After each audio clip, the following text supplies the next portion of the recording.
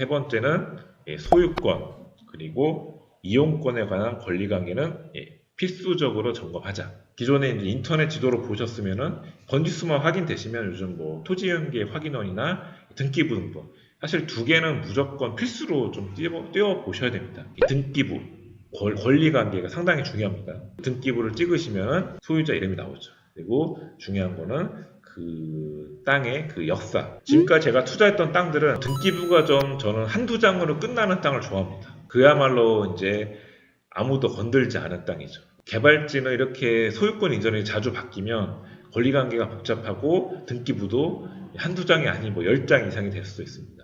그런 거 손바뀜이 많이 됐다는 거는 사실 계속 금액이 올라갔다는 거죠. 근데 원주민이 그냥 오랫동안 수십 년간 부유해서 어르신들이 내놓은 땅은 그만큼 알짜 땅일 확률이 높다. 그래서 저는 답사를 가기 전에 꼭 등기부를 확인하셔서 본인이 직접 눈으로 보셨으면 좋겠습니다. 그런 좀 귀찮더라도 사실 그 700원 아끼면 안 됩니다.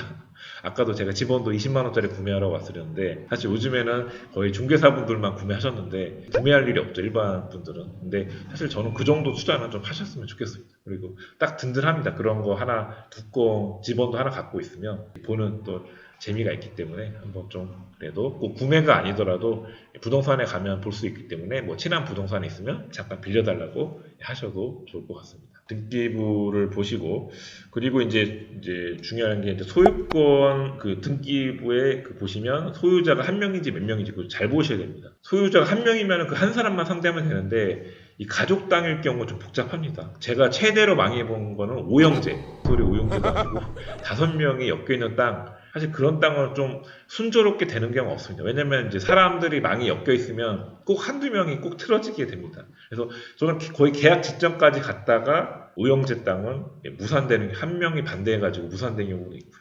이렇게 땅을 사실 때 이렇게 여러 명이 엮여 있는 땅 항상 주의를 세심하게 좀 주의를 하셨으면 좋겠어요. 너무 방심하시면 안 됩니다. 계약금까지 걸어서. 그래서 그때부터 제가 그 뒤로 여러 명일 때는 제가 계약금을 20% 겁니다. 일부러 더 많이 좀 걸면 그 사람들이 나중에 변상했을 때 더 부담이 되기 때문에 저는 과감하게 더 걸어서 빼도 박도 못하게 그렇게 하는 경우도 있습니다. 제가 또 좋은 팁을 하나 알려드렸습니다. 대신에 이제 잔금을 좀 길게 잡았을 때는 지주가 변심하는 경우가 간혹 있습니다. 그럴 때는 좀 계약금을 좀 넉넉 잡고 이렇게 잡으시는 게 하나의 또 팁을 알려드렸습니다. 2번 약간 보충 설명을 또 하면은 초보자분들 가장 궁금해하시는 게 우리가 보통 농지를 보통 투자하죠. 그럼 농지에 예를 들면 뭐 농사를 짓죠. 예를 들면 또 거기에 나무를 짓는 경우도 있습니다. 그러면 그런 나무가 누구 거냐 그런 관계도 있는데요. 그런 걸 확실히 안 해놓고 가면 나중에 이제 그 나무 같은 경우는 이게 함부로 못 건드립니다. 왜냐면 농사지을 뭐 쌀농사, 쌀이나 이제 뭐 벼농사나 일반적인 농작물은 1년 뒤에 어차피 그걸 계속 다시 해야 되기 때문에 1년만 버티면 되는데 예를 들면 인삼밭 이런 거 5년이나 걸리죠. 아니면 나무 같은 경우도 함부로 벨 수 없기 때문에 땅을 사실 때 이런 권리관계를 소홀히 놓쳐가지고 나중에 불이익받는 것 같습니다. 왜냐면 그냥 투자하신 분은 상관없는데 그 건물에 아니 그 땅에다가 뭘 건물을 올리려고 하는데 뭐 예를 들면 인삼밭을 사서 그런 권리관계 확인 못하고 사서 나중에 5년 동안 건축을 딜레이 시켰던 분도 있습니다. 땅 안에서 뭐를 키운 농작물이 뭔지 그런 거 확인하셔가지고 꼭 권리관계를 그런 파악을 하셨으면 좋겠습니다. 그리고 또 요즘에 또 저도 이제 많이 경험을 했던 사례인데요. 건물이 있는 경우에 땅을 살 때는 상당히 또 주의가 필요합니다. 보통 시골 가면은 이제 무허가 건물이 많이 이제 들어가 있죠. 예전에 저도 처음에 초보였을 때는 무허가니까 저는 등기부, 저 1가구 2주택이 안 걸리는 줄 알았습니다. 다주택자가 안 되는 줄 알았는데 이게 무허가에도 이게 다 걸리더라고요. 물론 조건이 있는데 그 조건이 피해가기는 좀 어렵습니다. 그래서 무허가라 하더라도 폐가라 하더라도 땅 안에 건물이 있으면은 주의를 하셔서 그걸 피해 가시려고 하면은 꼭 멸실을 하셔야 됩니다. 멸실을 하시면 되는데 그 멸실 비용이 생각지도 않게 좀 많이 나올 수 있습니다. 예를 들면은 우리가 5천만 원짜리 이제 건물이 있는 폐가를 샀는데 이거를 멸실 비용이 1,000만 원 이상 나오는 경우도 있었습니다. 실제로. 원래는 보통 그렇게 많이 안 나오는데 건물 면적이 좀 폐가라도 크거나 아니면 옆에 뭐 창고가 있거나 사실 부수는 거는 비용이 얼마 안 드는데 부시고 나서 그 쓰레기 그런 여러 가지 그 폐기물 처리하는 비용이 상당히 또 비용이 많이 들어갑니다. 생각보다. 최소 500에서 돈 1000만 원 이상 들어가기 때문에 나중에 건물이 있는 경우는 좀 생각을 좀 하셨으면 좋겠고요. 만약 폐가가 아니라고 하면은 건물이 반듯한 건물이 있다. 그러면 꼭 그 임차인이랑 권리관계를 정확히 하셔야 됩니다. 그냥 아무렇지 않게 방치해 놓다가 나중에 이 사람이 딴소리 할 수도 있습니다. 예를 들면 나 나중에 당신이랑 계약서 쓴 게 없기 때문에 나 그냥 여기 눌러 앉을 거다.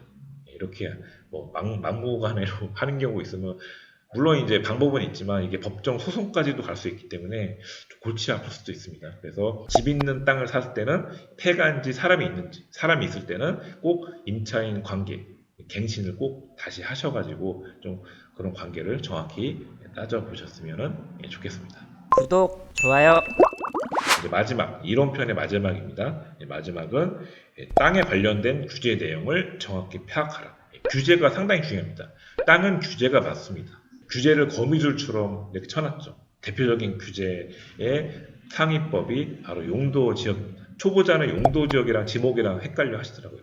농지, 전답, 임야 이런 게 지목이고 용도지역은 뭐 관리지역이나 주거지냐, 자연녹지냐 이런 게 용도지역입니다. 제일 좋은 게 당연히 상업지겠죠. 상업지는 뭐 제한이 없죠. 뭐 웬만한 건물 다 드릴 수가 있고, 근데 자연녹지는 건폐율 20%밖에 안 나오고 건축 제한이 약간이 있기 때문에 좀 그런 초보자분들은 아무 생각 없이 투자했다가 나중에 건물 올릴 때 불이익을 받을 수가 있습니다. 그래서 이런 용도를 잘 파악을 하시고요. 이 용도 밑에 또 지구 지정된 규제가 있습니다. 이 내용은 제가 토지 이용 규제 확인서를 토대로 말씀드린 겁니다. 토지 이용 규제 확인서 번지수만 띄면은 요즘 자세히 다 나오고 있죠. 그래서 제가 지금 하나를 한번 임시로 한번 띄워보겠습니다. 이걸 번지 누르면 이제 요게 중요합니다. 요게 이제 보통 이제 기본법은 이제 위에 법이고요. 밑에 다른 법령 등의 지구 지정된 가축 제한 제한구역 딱 제한이란 말이 나오죠. 물론 이 제한은 이제 좋은 제한이죠. 가축을 뭐 이렇게 축사를 못하게 한다 막는 거기 때문에 이 제한은 좋은 건데 일반 다른 제한이 또 있습니다. 그 제한이 뭐냐? 바로 군사 보호 구역. 그렇게 이제 파주나 이제 북쪽 지역의 땅들은 이제 군사 보호 시설이 많이 되는데 이렇게 여기에 뜹니다. 그러면 이렇게 찍혀 있으면 건축 제한이 있습니다. 왜냐하면 너무 건물을 올리면은 군부대가 보인다, 군 시설들이 보인다고 이제 군부대에서 그 건축 못하게 막아놨기 때문에 그런 데는 군부대랑 협의해서 건축이 가능합니다. 그래서 초보자분들은 지금 요 규제 내용을 파악을 하셔야 됩니다. 그리고 이 땅은 또 문화재 보존 영향 검토 대상구역. 초보자분들이 요걸 되게 무서워하시더라고요. 문화재가 나오면은 건축이 안 된 사례가 많습니다. 대표적인 게 최근에 춘천의 레고랜드 아시죠?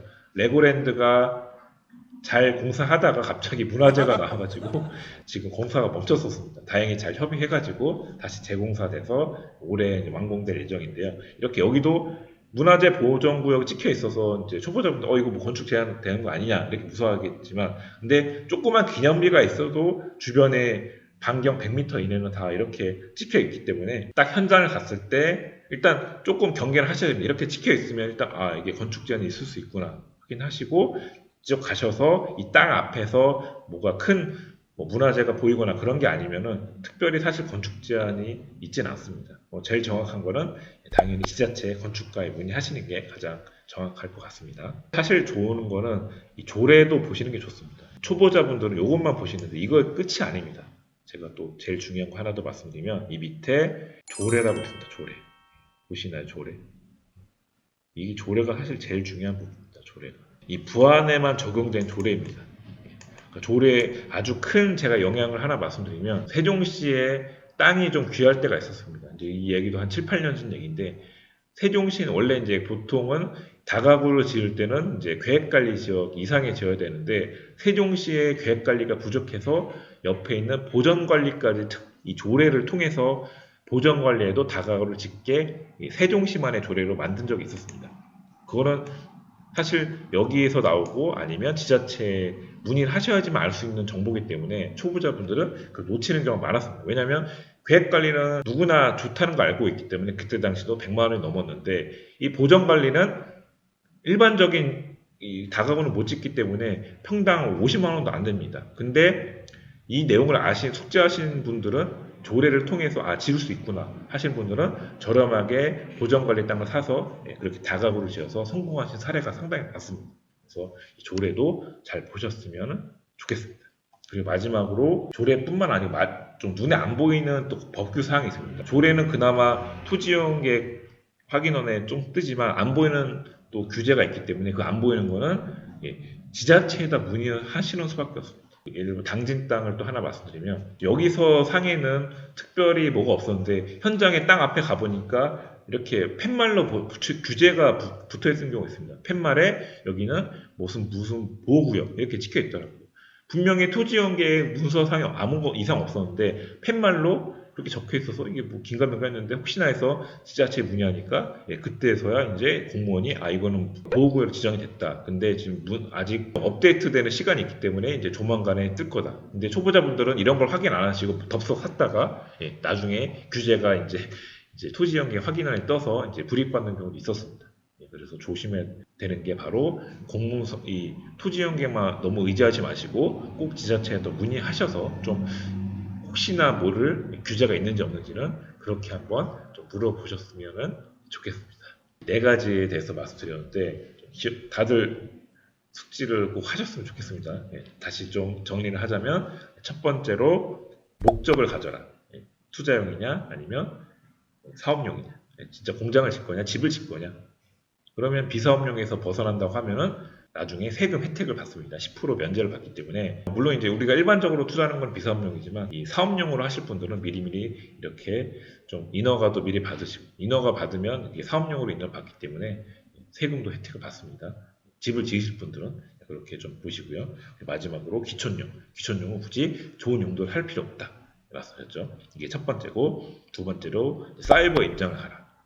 땅을 가기 전에 집에서 컴퓨터로 조그만 핸드폰으로 보지 마시고 저는 컴퓨터를 추천드립니다. 좀 그래야지 좀 시야가 넓게 좀 큰 아니면 최소 태블릿으로 보시는 걸 추천드립니다. 조그만 핸드폰으로 보시면 보는 시야가 한계가 있기 때문에 너무 아무리 좀 스마트폰 시대라고 해도 좀 저는 전공법 계속 말씀드리죠. 지도를 좀 큰 지도를 보셨으면 좋겠습니다.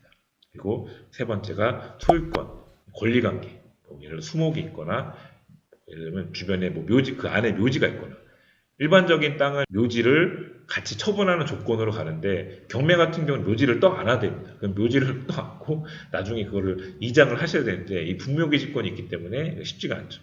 그래서 조심하셔야 되고요. 마지막으로 규제사항을 파악하시는데 토지이용 계획만 보지 마시고 조례도 보시고 안 보이는 규제까지 보시기 바랍니다. 이렇게 총 4가지 이론편을 말씀드렸는데요. 4가지 중에 절대로 뺄 게 하나도 없습니다. 4가지를 꼭 숙지를 하셔야만 저는 실패하지 않는 땅 투자가 될 것 같습니다. 좀 도움이 되셨나요? 도움이 되셨으면 항상 구독하기는 꼭 눌러주셨으면 감사드리겠습니다. 그리고 지금까지 이론편이었고요.